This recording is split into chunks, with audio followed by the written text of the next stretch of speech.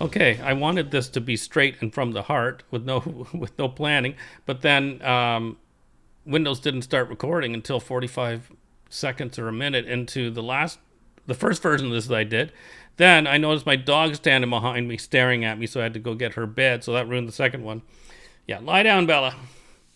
Listen, maybe I can be more succinct this time, but anyway, I've been off my feet with an injury, and I hadn't even listened to music for about a week. And yesterday, for some reason, I was interested in listening to music with good production values, right? And I wanted to listen to the percussion in particular, and so I was listening to Asia by Steely Dan. Definitely not my favorite album, but it's well produced and all that. But I was left kind of found wanting, because I found that the drums were a little bit muffled. The sound was clear, the recording was clear, but the drums themselves, I wasn't happy with that. I wanted the actual real sound of toms.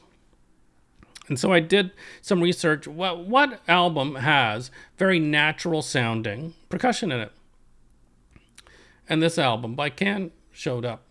And I thought, well, I have 3 of their albums and they've never clicked with me, but I didn't hate them, so why don't I give this a shot? So here we go, not expecting much, into somehow just by chance listening to one of the greatest albums ever recorded. And that thankfully, isn't this nice as you get older that you hear something you've never ever heard before? Because we have those albums that's like, oh, I wish I could hear this for the first time again. Everyone at my age, and with the knowledge I have now about music, I was able to listen to this album for the first time. So I am so fortunate. But here's how it played out for me. So I'm listening to it, and of course there are just these drum grooves by an exceptional percussionist. Just the timing itself has got to be a challenge, for these songs. And, the first half of the album is kind of like it's experimental, but it's really about the groove, hypnotic groove. And so when I'm listening to that first bit, after a while, it kind of came into my head. I'm like, it's weird because these are some funky rhythms, but this isn't really funk, And I'm like, where would I place this? And I was like, weird enough, something is telling me classical music, but by that I actually mean the Romantic period.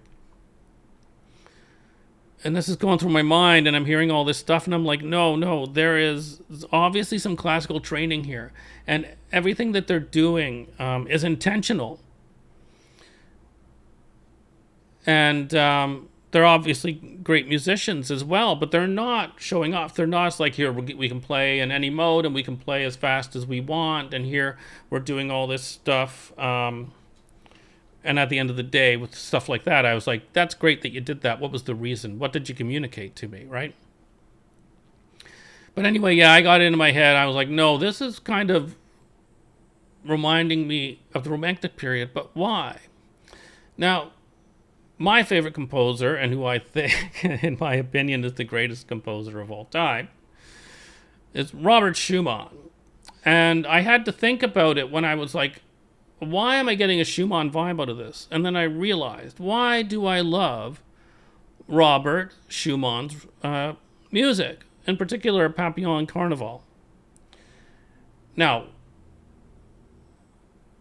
technically, some of the greatest well-written music and challenging to the performer. There's always that.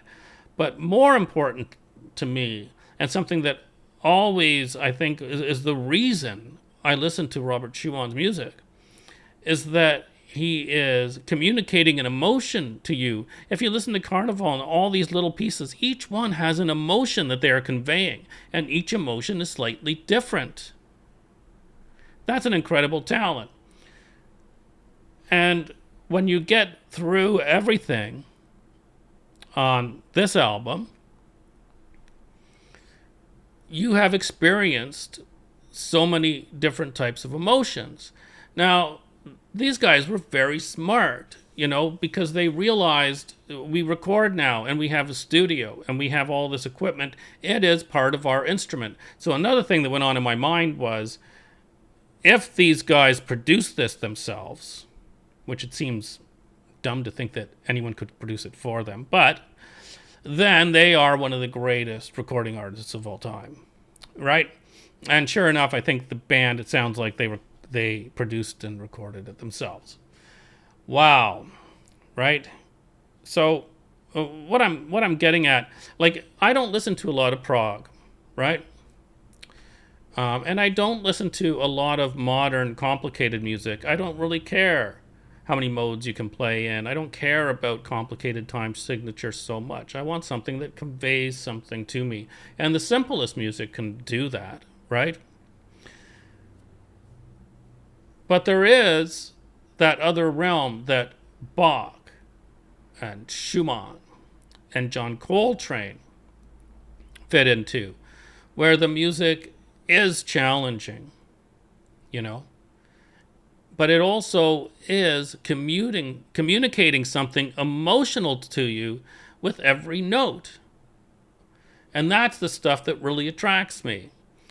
And so when I used to think of, after Robert Schumann, what happened with music, who were the greats? Duke Ellington is the first real great for me, but then there's John Coltrane and there's Stevie Wonder, right?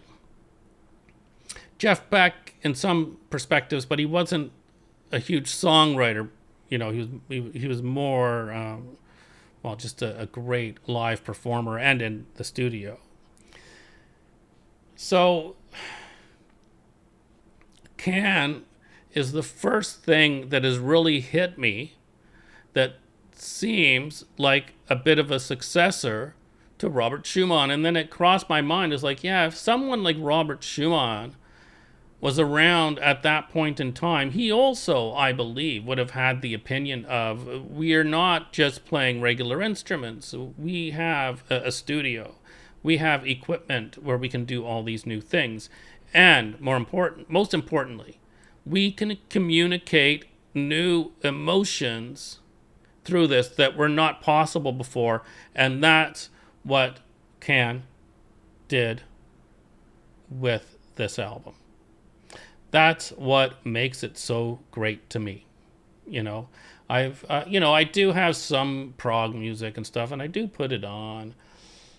But it never quite speaks to me the way this album did. And this might be a very personal thing where it doesn't suit other people. And that's what makes music weird, because when I play Carnival by Schumann, I can't believe that anyone in the world wouldn't think that this is some of the greatest music ever, but there are plenty, right? So maybe it's about communication to you that suits you. But the thing I would argue against that is that if you look at Schumann, for example, there are just so many emotions going through those pieces that it's hard to believe there's not something in there for you, right? Maybe you just don't want to hear it, right? And I would say with this album, it's the same. Something's going to hit you. But do you want to hear it? Or do you want to block that out and just go on merrily with your life, right? So, wow, what a tremendous album. I feel so fortunate to have heard it the first time at my age, where I somewhat understand music, and so I can comprehend, and I'm not just saying understanding written music and, chords and all this other stuff, but, as you get older, you start to understand what the purpose of music is along with that, right? Because you start to evaluate everything you've listened to for over all these years. So I'm very fortunate. It came along at the exact right time for me. Congratulations. And it's so sad that so many of the band members are gone. But wow, what an incredible achievement. And, obviously Radiohead were overly influenced by this. And I think that Kid A and Amnesiac is Radiohead's greatest work. So that might give you an idea how I would like this. This goes way beyond. I don't think you can mimic this stuff and do it justice on the level of these guys. But Kid A and Amnesiac are great, right? It's all good stuff. Somehow they have to move beyond that, though. And I haven't listened to some of their more recent stuff, and I doubt that they did. Like, it's a hard thing to go beyond that, right?